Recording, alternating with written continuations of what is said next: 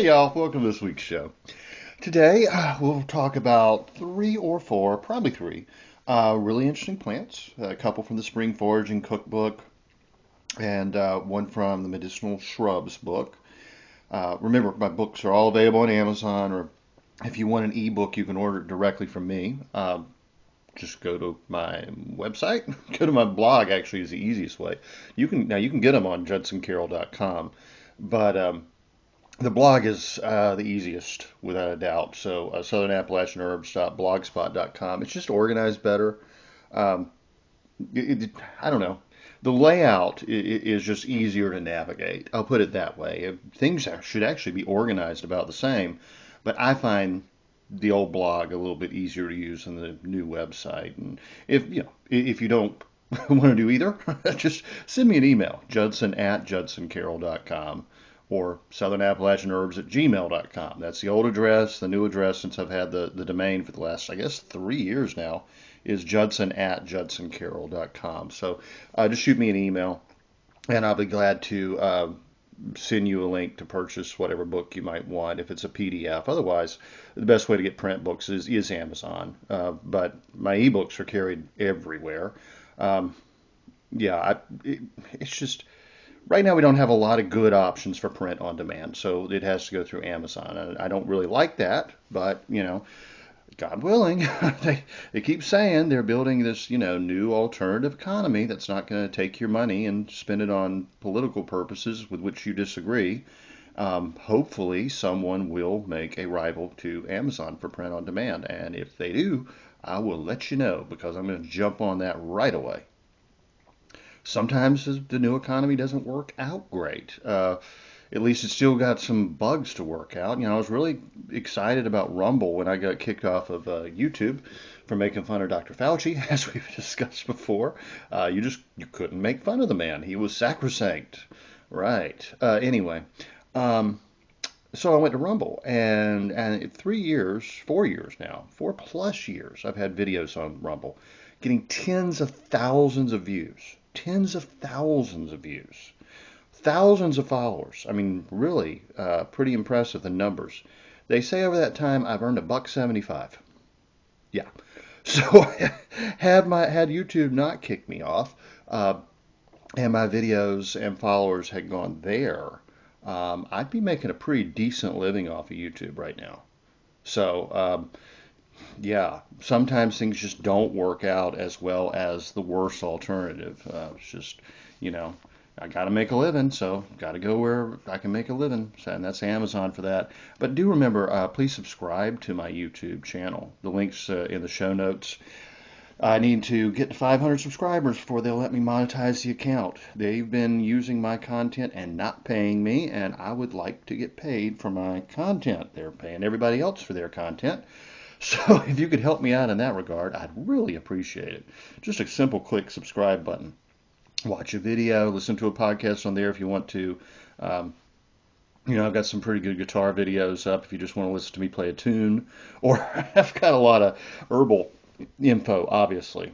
I've been putting the Herbal Medicine 101 series on YouTube, so that's really like taking an herb class from me. Got about, I don't know, 6, 7 classes up so far. They're usually only about 10 minutes long, really brief, really short. Um, I'll probably I've got, I guess, 30 or 40 left to post from when I started the Herbal Medicine 101 series a couple of years ago. So you can, learn a lot in like 10 minutes. Share it with a friend if you want to. Always nice to click like, but right now I really got to get the subscribers and view count up if I'm going to make any money off of YouTube. But that's up to you. I appreciate it if you help me out. Always do. I appreciate all my listeners. I give away more free content than any other herbalist in the world of which I am aware. And I pledge to do that. I pledge to keep doing that. But, um, listening to my podcast and you hear an ad, it may annoy you, but that gives me a little income. Watching a video on YouTube, God willing, before long, will give me a little income too. And of course, buying my books always helps. And if you want to become a paid subscriber to my Substack newsletter, it's optional. You do that if you want to support my work. Totally optional. I'm still giving you everything for free. It's just I got to eat too, right? So speaking of eating, let's talk about one of the most obvious of wild foods. And we might think of this more of as a late summer, early fall forage fruit. Yeah, it would be a fruit in that case. But you can also eat it in the spring. It's actually really good right now. And it's wild grapes. No, they're not grapes on the plant right now. If there are any grapes still hanging around, probably best not to eat them because that may not actually be a grape that's laying on the ground under a wild grapevine. It's probably deer poop. They can look a lot alike sometimes, by the way, especially if a grape's like all shriveled and small down there. So no, we're looking at eating the leaves at this point. But I mean, wild grapes are fantastic. I've eaten them all my life. They grow, several varieties grow throughout the South. I mean, the muscadine and the scuppernong are actually from North Carolina. Let me think. The scuppernong was discovered in North Carolina. Muscadine could have been discovered in Virginia, but I mean, we have some of the oldest vines in the world here. We've got also fox grapes. We've got so many different wild grapes, and they're all really delicious. One that grows a lot in, I'm going to say about central North Carolina. I try to forage for it every year, is a small black grape. It's not overly sweet, like all wild grapes. Has a thick skin, and they're a little seedy, right? Um, this just makes great wine. People say don't make wine out of wild grapes. No, this is a small black grape. It actually makes a wine similar to Pinot Noir, which means small black. So it's not related to the vinifera species. European grapes are vinifera or vinifera, some people say. Uh, they don't do well in America without a lot of chemicals. They're not resistant, especially to the vine borer, I think it is, but there's also some fungi and molds that can get to them. Our wild grapes are really overlooked and underappreciated. They're so good. Actually, that thick skin or thick hull in the grape is great because you can make grape hull preserves. So easy. My grandmother made this every year. We had tons of it. We ate it all the time with buttered biscuits. I mean, there's like nothing better. Uh, you just take a bunch of wild grapes. I mean, she would say, go out and pick me a gallon of wild grapes. So I'd take a pot or a gallon container or a bucket, whatever I had, and I'd go out to the grapevines and I'd pick a gallon of wild grapes. Then we come in and she'd basically kind of press them through a sieve, a screen to remove the seeds. You can also just cut them in half and pick out the seeds. She did both, depending on how much she was making. If she didn't want to dirty up a bunch of stuff, it was just small amounts. She would just take the knife and pick those seeds right out. Piece of cake. Uh, then put all that, the flesh of the grape plus, or yeah, the flesh of the grape plus the skin of the grape, however you want to look at it, into a pot with a little water and bring it to boil and add about a cup of sugar, and that would cook into the most wonderful preserves you have ever had. A little lemon juice, that was also necessary, a little lemon juice. And grapes have natural. The grape skins have natural pectins, so it has more of a jam type consistency. But those wholes stay. They cook and they soften. They're easy to eat, and they give so much flavor because they're full of tannins. It's really very balanced. It's not overly sweet because you've got the tannic acid and you've got the lemon juice. If you've never tried homemade grape pulp preserves, you got to try it. The recipes in my Omnivore's Guide to Screen, in my Omnivore's Guide to Home Cooking cookbook, or I'm sure you can find a recipe online. But if you want, I mean, if you want to grab that cookbook, I appreciate it. And man, that cookbook's gotten good reviews. Everybody loves that cookbook. I mean, it was kind of iffy when I put it out. I'm thinking, people are going to want a cookbook that doesn't have any pictures. It's just written all in narrative form. No, I really don't do traditional recipes. It's the same way I tell you a recipe. It's like I don't. I'm not telling you how to cook necessarily. Well, that's not true. I'm not giving you a specific recipe uh, per se. I'm not telling you how to cook like I cook. That's what I'm trying to say. I'm trying to give you my technique so you can cook it to your taste. And so I don't give like a specific amount of sugar or a specific amount of salt. I say salt to taste, or whatever. And it's written mostly in narrative form, very, very different than most cookbooks. And I mean, everybody that's read it is like, this is phenomenal. And they just love it. It's like, they tell me it's like I'm just sitting right there in their kitchen telling them stories and walking them through a recipe. And that's fun. I mean, that was exactly the way I wanted it to be. I wanted to write the cookbook that I would have wanted to have when I was just learning to cook. And I did. And yeah, so anyway, let's get back to the spring use of wild grapes. The grape leaves are edible just like the vinifera variety. And in the spring, they're nice and tender. They may not be as big as they'll be a little bit later, but they're probably about fully grown right now. When the heat of the summer hits them, they do start getting a little bit tougher. So I really do like to gather them right now. All grapes, and remember, all true grapes. Don't go for Canadian moonseed, which is actually a poisonous vine that can sometimes look like grapes. Doesn't really grow in my area. I haven't had much experience with it, but people always warn of that. Anything else, if it looks like a grape, it's a grape. I was out walking my dog one time, and I was down at my mother's house in the neighborhood, and one of her neighbors was just fighting and struggling, ripping wild grapevines out of his trees and bushes. And I stopped and said hi, and I said, "How you doing?" He said, "These grapes are killing me." And I said, "Yeah, it's a shame." I said, they will take over landscaping, but they are so good. It's such a shame to cut them out." And he said, "You can't eat those." And I said, "Why not?" They may be poisonous." I said, "They're grapes. You just identified them as grapes." I mean, we have become so disconnected uh, from our food and where it comes from in modern times that even someone, a man in his late 60s, probably retired from a very successful position with several college degrees, couldn't make the logical connection between the grape that he was pulling out of that bush and the grape that he might buy in a grocery store. They're grapes. I mean, it just blows my mind sometimes, honestly. But anyway, um, pick a reasonable quantity of grape leaves. You don't need a ton. You're going to use, depending on the size, 1 to 2 to make each stuffed grape leaf. Briefly boil them.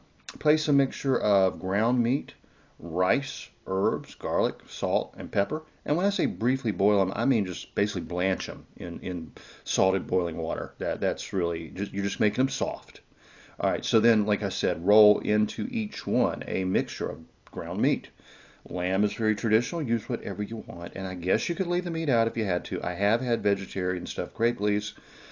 Unfortunately, the ones I had were made with margarine. I got them in a restaurant. They were disgusting. Anyway, I mean, literally, I spat it out. Couldn't eat it. I don't waste food. You know me. But anyway, ground meat, rice, herbs, garlic, salt, pepper, and just mix all that together. Put it on the leaf. Roll it up like a little burrito. Don't overfill it. And then you want to steam the whole thing using water mixed with a glass of white wine, uh, probably a lemon, just cut in half, or you can squeeze it in there. It's fine. Uh, Fish works actually well. Like I said, lamb is most traditional, but anything you like could really go in there. Crab would be phenomenal. I mean, you know how much I love the combination of crab and rice. I haven't even thought of that before. I'm going to have to try that. Crawfish would be really good. Ground beef, certainly. Ground pork, very traditional. Um, any game meat would be very good. You're just making like Greek stuffed grape leaves, and I mean one of my favorite foods actually. And I like them hot. I don't like them cold. So, but that's totally up to you. Some people like to make a lemon butter sauce and pour them over them when they're on the plate. That's delicious. So anyway, really good. Another great use for wild grape leaves is to include them with any fermented pickle, especially cucumbers. You know how cucumbers can get soggy when you're pickling them, fermenting them. When you vinegar pickle them, they don't do that so much, but when you naturally ferment pickle them, they can get a little soggy. Well, the first trick on that is to cut off the bud end, the end where the flower would bloom. It has enzymes in it that will make the cucumber soggy. If you take care of that, you usually don't have too much of a problem, but it really helps to add something tannic. Grape leaves have tannins. Put them in there. They help keep your pickles crisp. Oak leaves work very well as well. Bay leaves work excellently if you like the taste of bay. Probably the most neutral of those flavors, though, is going to be the grape leaf, and they'll pickle right alongside your pickles, and you can eat them. They're totally edible. You're probably not going to eat a pickled oak leaf. Please don't eat a pickled oak leaf. The one tree leaf I could think of that would go really well, other than bay, of course, and you're not going to eat a pickled bay leaf either. They're very hard, they're leathery. One that is tender enough to eat and would have the tannins would be spring Japanese maple leaves. Japanese maple leaves in the spring are really nice. They're very tender, very, very tender, sort of like sorrel or a lemony spinach. So yeah, you could, and it's really traditional in Asian pickles to include Japanese maple leaves. Uh, they're beautiful in the jar. You'll press it like kind of up against the jar, and that purple star-shaped leaf is sitting there. And you know, when the light hits it, it's as decorative as it is tasty. And of course, uh, especially in Japanese food, the decorative aspect is almost more important than the taste sometimes. But anyway, let's get on to our next one, and boy, has this one become popular over the last few years. Wild lettuce and prickly lettuce. Wow. These common weeds are actually ancestors of our salad lettuces, believe it or not. This thing that can grow 6, 7 feet tall, side of the road, in a worn out parking lot or an old pasture or field, and may be covered in prickly spines and is tough, is actually the ancestor of the Bib lettuce and the head lettuce and the green leaf and the romaine and the red leaf and the mesclun mixes. Yeah, it all came from this original plant. It's human plant breeding that has developed all these more mild, softer, tender, sweeter lettuces. Wild lettuce is very bitter. It's good. I like it, but it is bitter. All right. So, and not only are they bitter, but like I said, they're sometimes tough and covered in prickly spines. They grow into tall, upright stalks, not bunching heads of like iceberg lettuce. Remember that. So, as with corn, we should rightly be amazed at the thousands of years of plant breeding that our ancestors put into the food we take for granted today. I mean, it's really astounding, actually. I mean, when you think that all the lettuces came from, when you think that the different brassicas, your broccoli, your cauliflower, your kale, collards, cabbage, Brussels sprouts, I mean, you name it, all came from a couple of ancestor plants, and people bred them to grow in different ways with different tastes and different textures. I mean, we owe a lot to our ancestors, and that's one thing I always like to point out. But anyway, given that fact, isn't it a shame that now people just try to eradicate wild lettuce? They just want to spray it with Roundup or cut it down and burn it or whatever. Yeah, pretty dumb, especially since it has some really good medicinal properties. Like I said, you often find it growing in old fields, by roadsides, railroad tracks, disturbed areas. Do be careful where you harvest it. You want to make sure the ground is not contaminated. But this herb is very popular right now and absolutely treasured by herbalists. because it has a sedative quality and sometimes for its bitterness. Some people will look at it as a bitter to aid digestion and liver health. But for about 50% of people, the milky white sap of the wild lettuce plant has a mild opium-like effect. And people really like that, obviously. It helps with sleep, it helps with pain, it helps with stress, and etc. I'm in the 50% that it does absolutely, for which it does absolutely nothing. It has no effect on me whatsoever. I don't get excited about the opium-like effect at all because it doesn't work for me. And actually, I went through some severe back injuries when I was around 20. I was partially paralyzed for about a couple of years before I was actually healed by a miracle. I've done a show on that. If you want to know why and how I became Christian and like my whole path, it was a miraculous healing when doctors said they were putting me on disability and I'd probably never walk again. Not without canes, not without something like that. I had one leg that just kind of dragged behind me, and it was in constant agony. But I took so much morphine and Darvocet, hydromorphone, OxyContin, you name it. At that point in time, Percocet, everything they tried on me.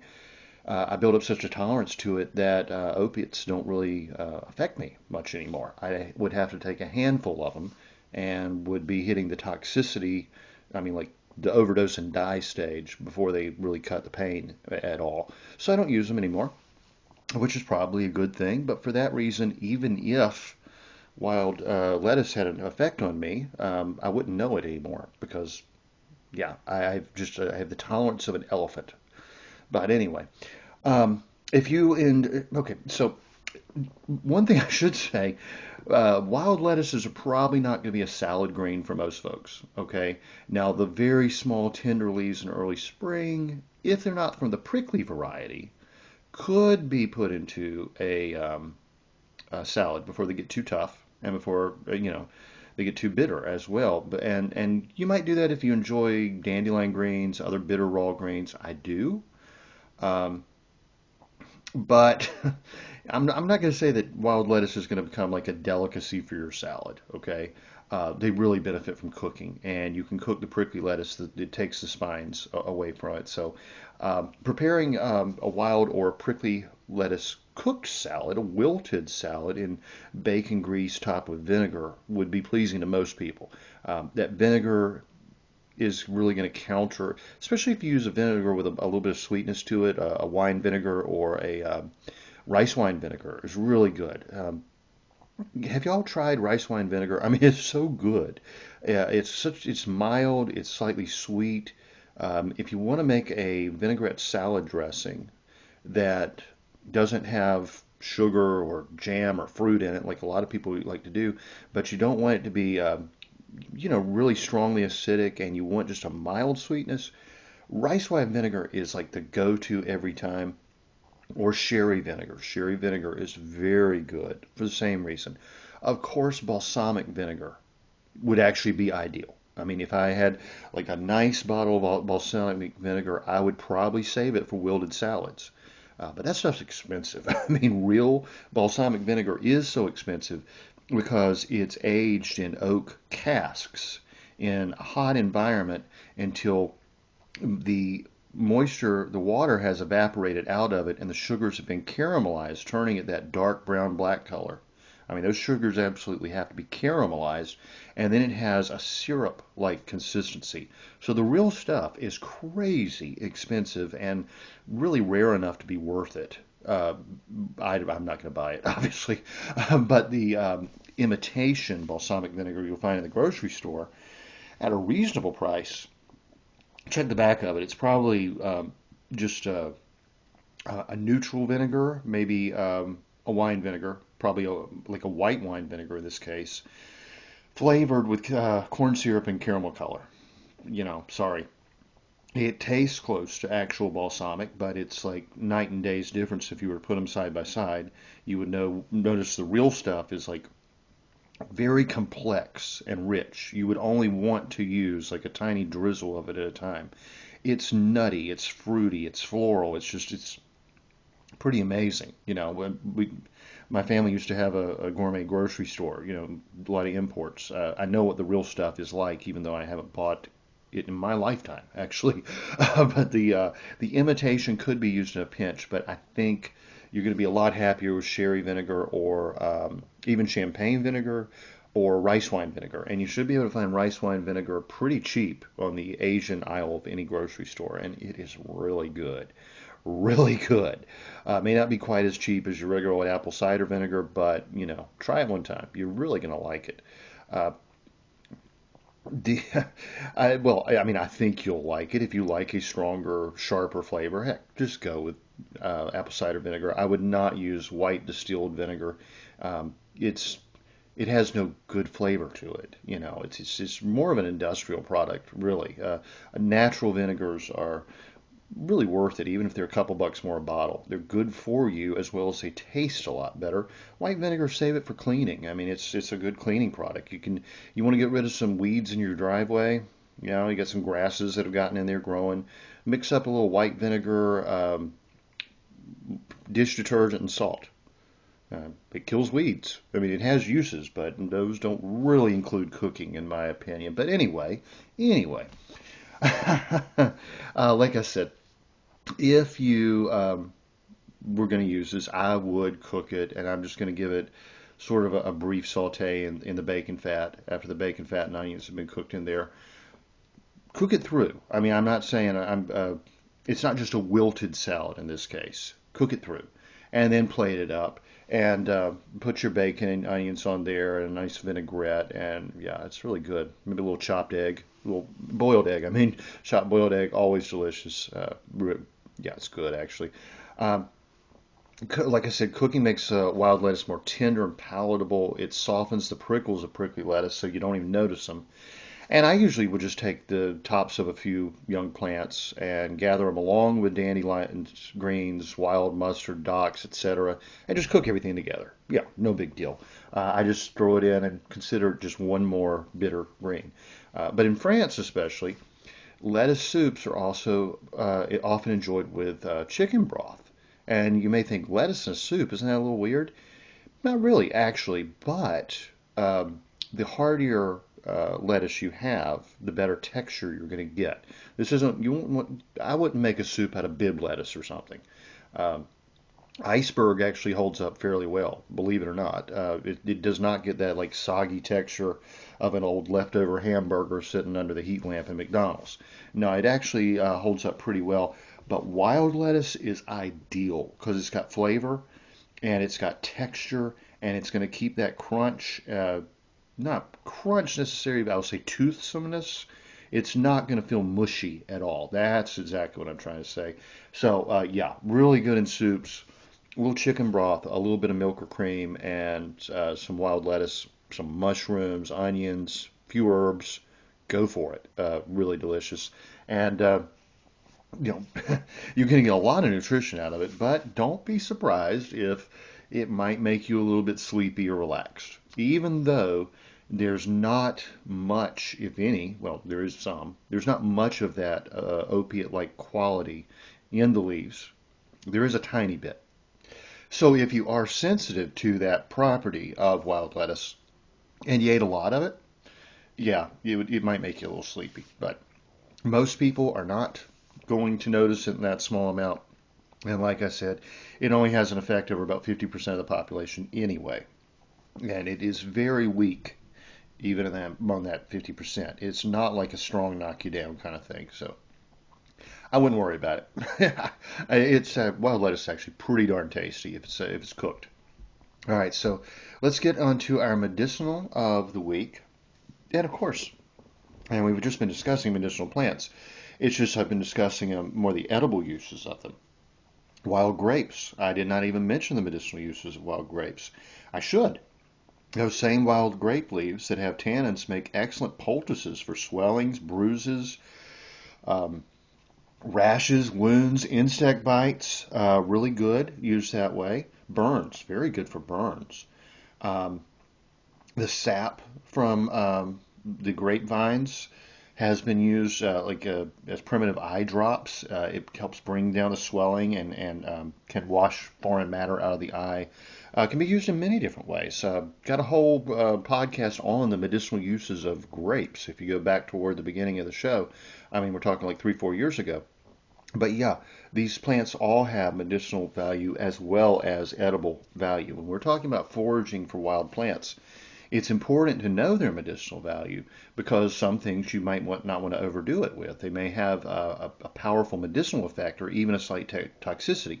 So I always try to mention that. But when it comes to something as common as grapes, I'm just thinking about eating them right now. And, when you make those stuffed grape leaves, mint is really good in there. When you do like if you've got your ground meat, whether it's lamb or deer meat or beef or, pork, whatever you're using, mint is really nice with that. If you didn't have mint, I mean, it's Greek. Throw oregano in it, parsley always. Experiment. Don't be afraid to experiment. That's really my point, like with the Omnivore's Guide to Home Cooking. There is no right way to do something. There's my way, there's your way. My way may be better in some ways than your way. Your way may be better in some ways than my way. But you want to cook to your taste and in the way you find enjoyable. I find most enjoyable cooking outdoors over a fire. I find most enjoyable in the kitchen. Next to that would be a wood stove, and it would be the kitchen with old, heavy cast iron pans. Now, if you got bad arthritis, if you're not the strongest person, you may not be able to use the pans I use, and that's going to change everything. If you're using light nonstick pans, your cooking style is going to be very different than mine. So, you may have a taste. I may have a taste for hotter food, spicier food than you do.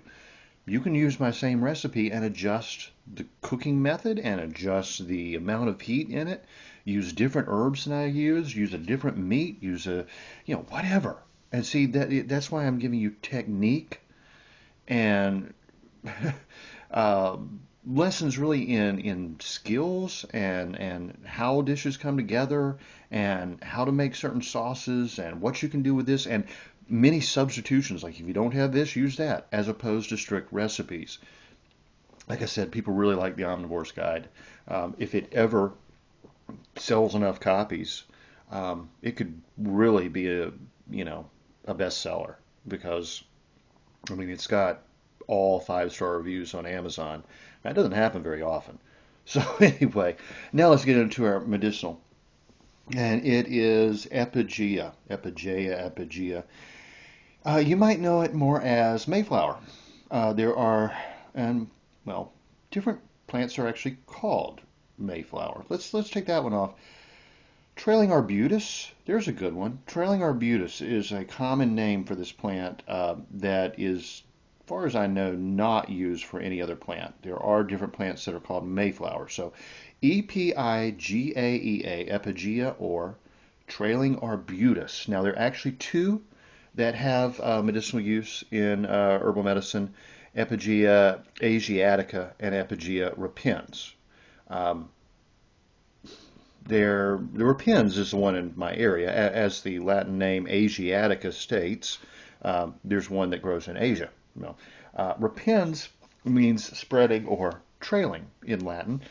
And so, yes, trailing arbutus is a very good name for this one, and I'll try to use that one from now on. So, the Cherokee probably are the ones that introduced trailing arbutus to European herbalists and physicians. They used the medicine from this plant for diarrhea, as an ingredient, I should say, for abdominal pains. Tea made for the chest, for all chest ailments.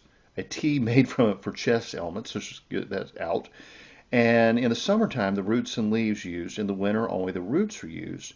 And a tea of the roots was drunk for kidney trouble. So very interesting plant.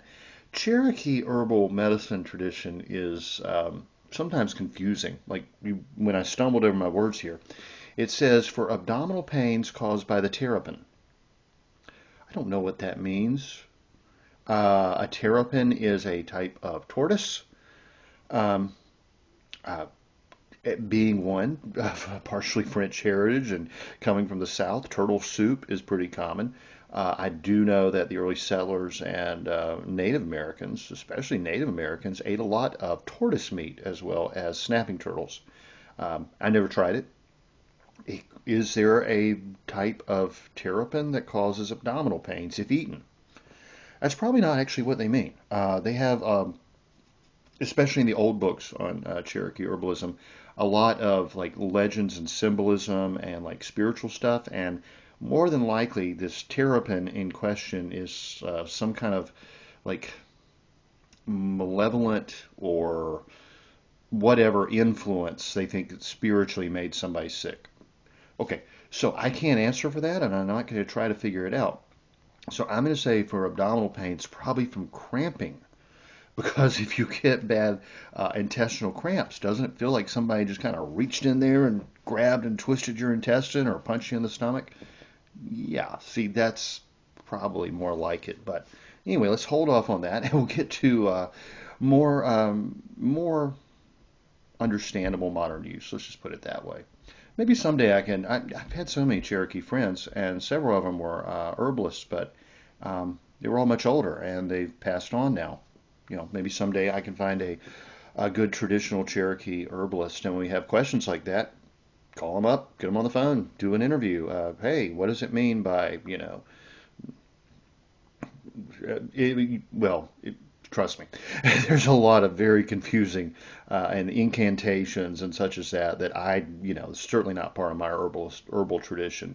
But anyway, King's American Dispensatory, 1898.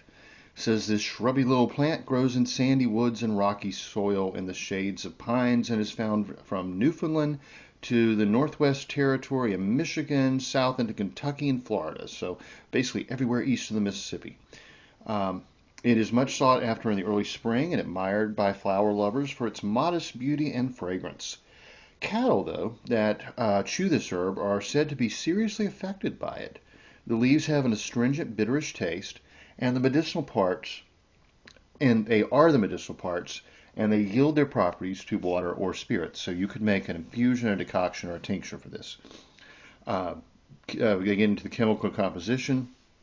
I'm not even going to try to pronounce all those words. But then under action, medicinal uses, and doses.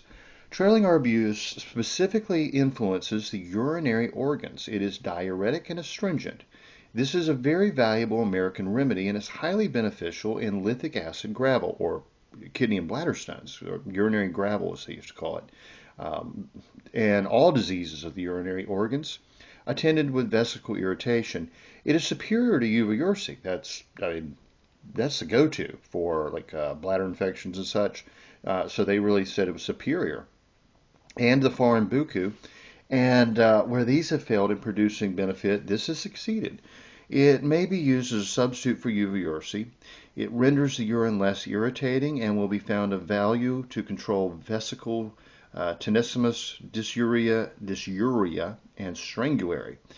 A discharge of bloody mucopus is an indication for its exhibition. In other words, if you have a bloody pussy discharge, this is the one you run to.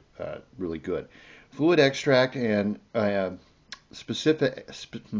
fluid extract and specific epigea are elegant preparations for all urinary difficulties. What an odd thing to say in a medical journal, right? Well, elegant can also mean simple and effective. And I believe that's the use of this word because there's nothing particularly pretty about a cup of tea or a tincture, right? So no, elegant in this case means simple and effective. It's actually an engineering term. It enters into a very useful preparation termed the diuretic compound, and it was sold as that in pharmacies at this time, and late 1890. It has been occasionally used with advantage in diarrhea and bowel complaints of children. There you go. Was it caused by terrapin? I cannot tell you, but anyway. The infusion of the leaves may be drunk freely. Doses of epigea are from 10 to 30 drops in water every 2 to 6 hours. So that would be if you were using a tincture. And yeah, that's pretty effective. It says specific indications and uses for uric acid deposits, irritable vesicle membrane, voiding of urine containing blood or mucopus, and debilitated or relaxed bladder. Modern use. Plants for Future says, well, they call it Mayflower. but remember, this is epigea, is rarely used medicinally, even in folk medicine, though it is a strong urinary antiseptic and one of the most effective remedies for cystitis. Also for urethritis, inflammation of the urethra, prostatitis, bladder stones, and particularly for acute catarrhal cystitis, it's cystitis with mucus.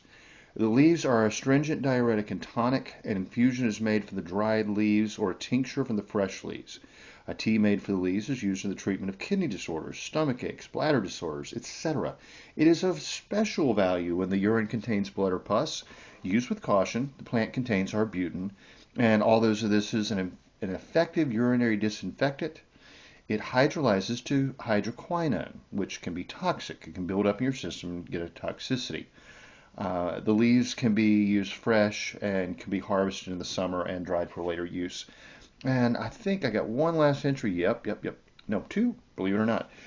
Peterson Field Guide to Eastern Central Medicinal Plants says American Indians use the leaf tea for kidney disorders, stomach aches, as a blood purifier. Leaf tea, a folk remedy for bladder, urethra, and kidney disorders, gravel or kidney stones. Shakers sold the plant as gravel plant. Shakers were a religious sect, we might call them.